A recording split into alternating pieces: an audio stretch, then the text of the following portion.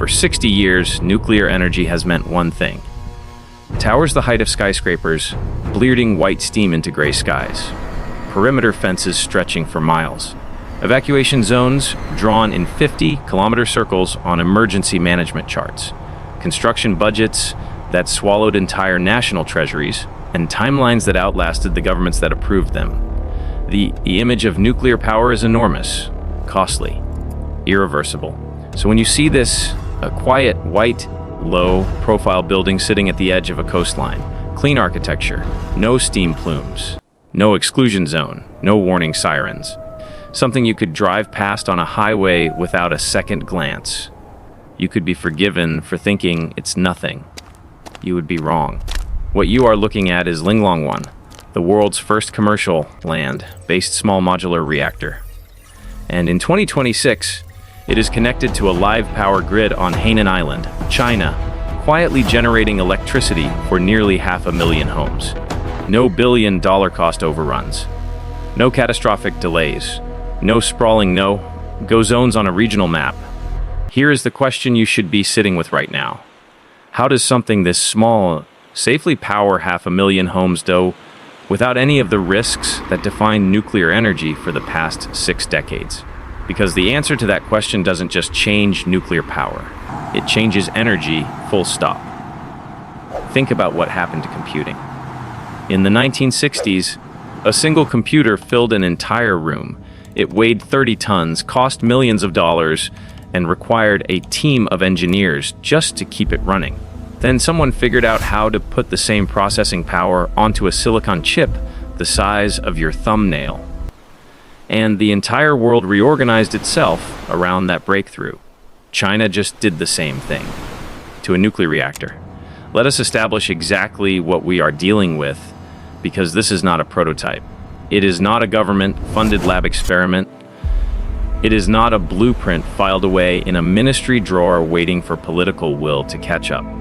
Linglong One is physically bolted to a real power grid at the Changjiang Nuclear Power Plant on Hainan Island, home to 4 million people who run air conditioners, refrigerators, hospitals, and factories on the power it produces every single day.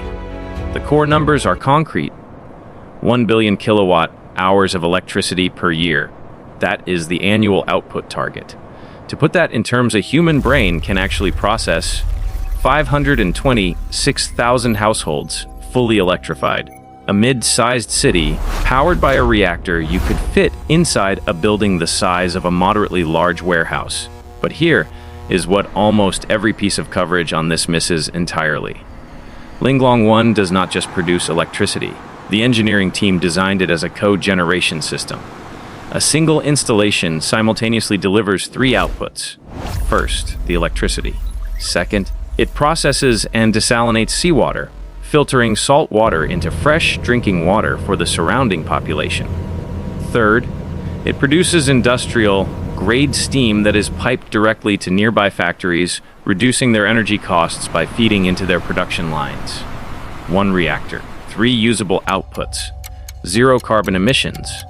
For an island like Hainan, where fresh water is a resource under growing pressure, where industrial zones are expanding rapidly, and where the power grid has historically been exposed to the kind of disruptions that come with typhoon season.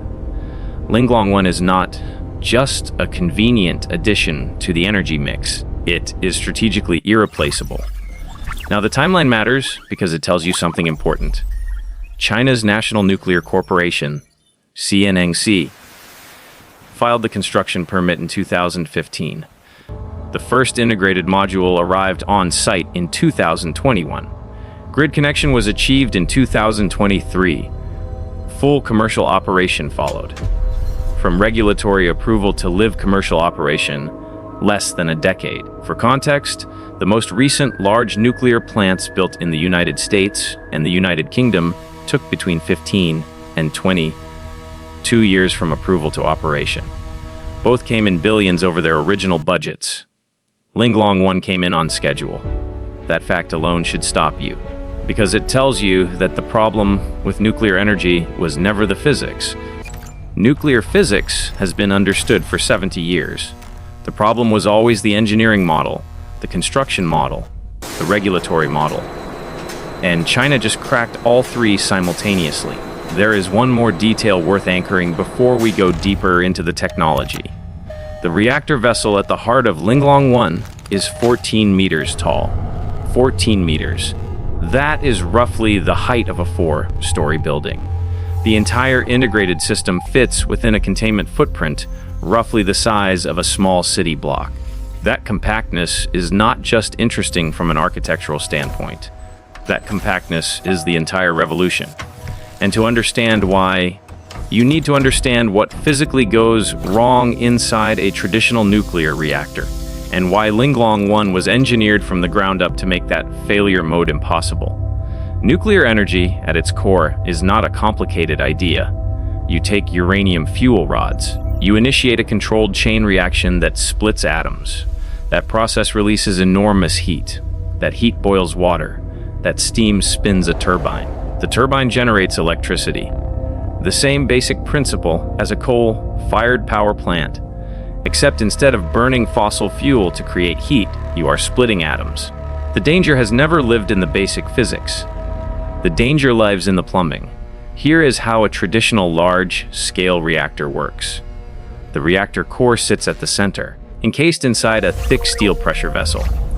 But the steam generators, the equipment that actually converts reactor heat into usable electricity, are housed separately outside the main vessel. They are connected to the core by a network of massive, high-pressure pipes, carrying superheated coolant water at pressures that would crush a deep sea submarine hull. Those pipes are the single most critical vulnerability in the entire design. Because if one of those pipes develops a crack, if a valve fails, if a pump seizes, the cooling water escapes. The reactor core is exposed to its own heat, temperature spikes. And without intervention, without emergency backup power, without operators making exactly the right decisions under catastrophic time pressure, you are in the opening minutes of a meltdown scenario. 3 Mile Island. Fukushima Daiichi. Different triggering events. The same underlying architectural flaw. You lose control. Now, here is what Linglong One does differently. China's engineers did not try to make the pipes stronger, or the valves more reliable, or the emergency backup systems faster. They eliminated the pipes entirely. In Linglong One's integrated pressurized water reactor design, classified in technical documentation as an IPWR, the reactor core, the steam generators, and the primary coolant pumps are all sealed inside a single, unified, thick steel vessel before the unit ever leaves the factory.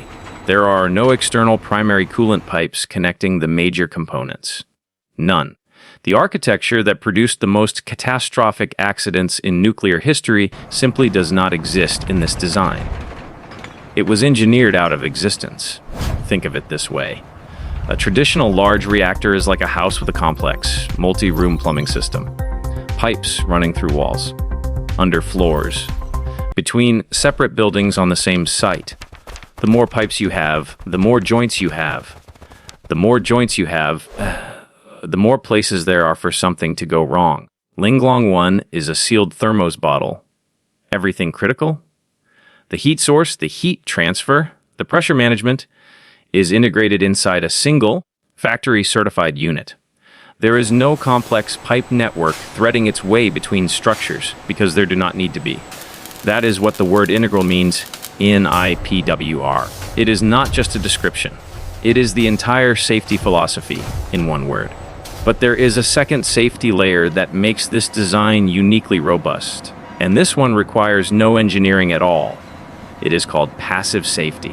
In a traditional reactor, if the power grid fails, if the emergency diesel generators do not start, if the operators are incapacitated, as happened at Fukushima when the tsunami knocked out every source of backup power simultaneously, the active cooling systems stop.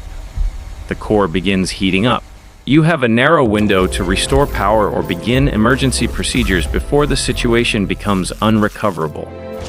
Linglong One does not rely on that window. Its passive safety systems are driven by nothing but physics. If the reactor loses all external power, if every active pump stops running, If every human operator leaves the building and does not return, natural convection takes over automatically. Heat rises. Cooler water descends. Gravity circulates the coolant indefinitely. The reactor cools itself, without a single pump, without a single valve being turned, without any human decision being made. You cannot forget to cool it. You cannot lose power to the cooling system because the cooling system does not need power. The laws of physics are the backup generator. This is not a theoretical safety improvement applied to an existing design. It is a fundamental architectural redesign that changes what nuclear energy is as a risk category. And it was only achievable because the reactor was small enough to integrate everything into a single, sealed unit. Miniaturization was not just about saving space. Miniaturization was the key that unlocked the entire safety solution. Now the story pivots from a physics breakthrough to a manufacturing and economic breakthrough. Because the reason traditional nuclear projects fail commercially, the reason they come in double their budget, a decade late, and sometimes get abandoned mid-construction, almost never has anything to do with the reactor itself. It has to do with the construction site. Every large nuclear plant ever built was essentially a custom engineering project executed outdoors in the elements over 10 to 15 years under conditions that no serious manufacturing engineer would accept for a few minutes. Weather delays, mid-project seismic study revisions, regulatory requirement changes that arrive 3 years into construction and require redesigns, custom fabricated components that can only be produced by a handful of specialized contractors worldwide, shipped to remote sites, and assembled by hand in open air by specialists who are not always available.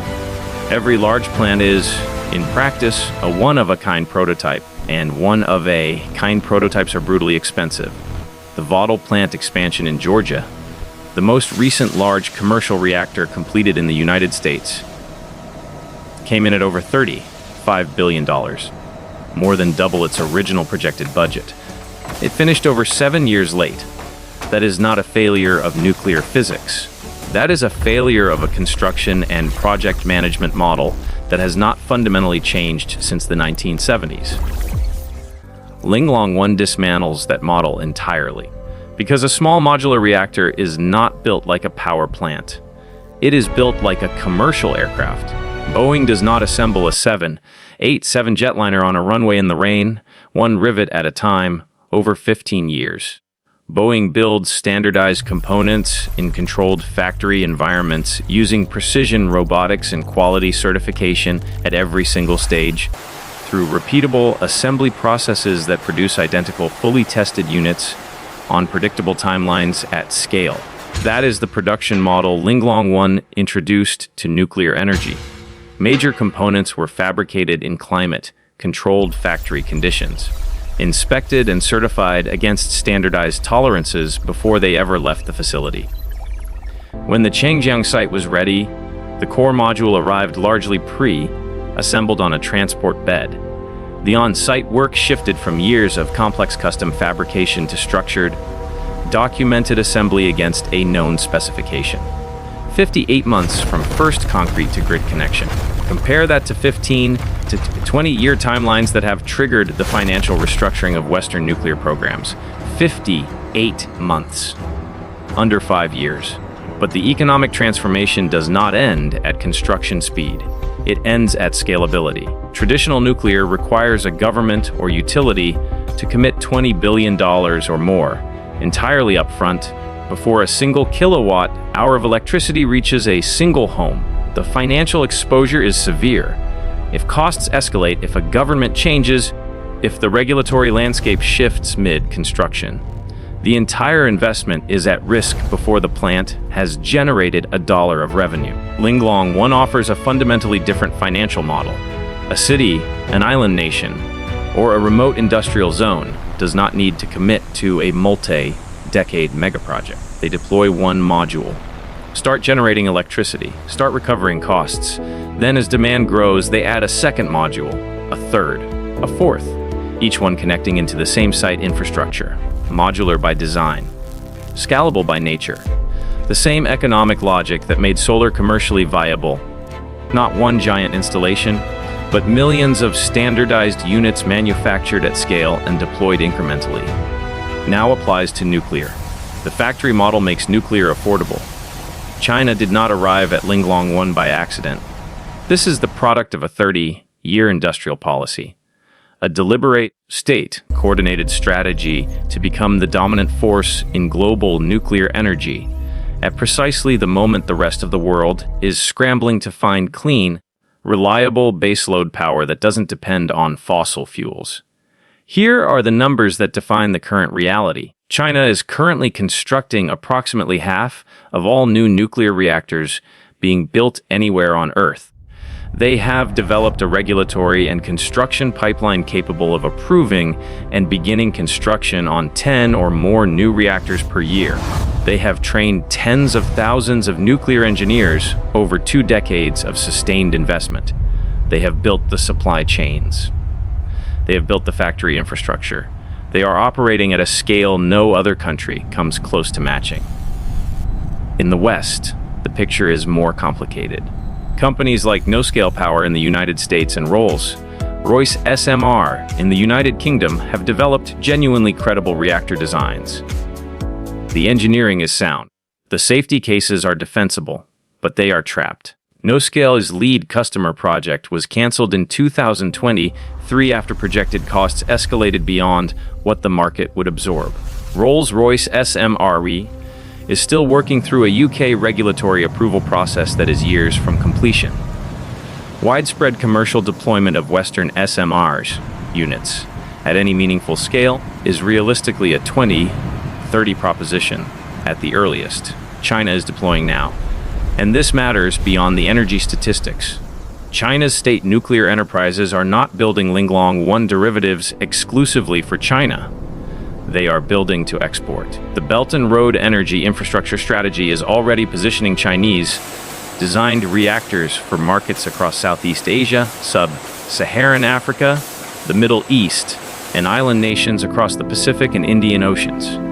A country that purchases a Chinese ESMR does not just buy a reactor. It enters a 60-year operational relationship, fuel supply agreements, maintenance contracts, technical support structures, regulatory alignment with Chinese engineering standards, energy dependency locked in for 2 generations.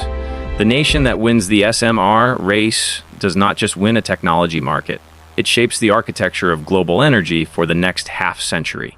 So let's bring this all back down to what it actually means.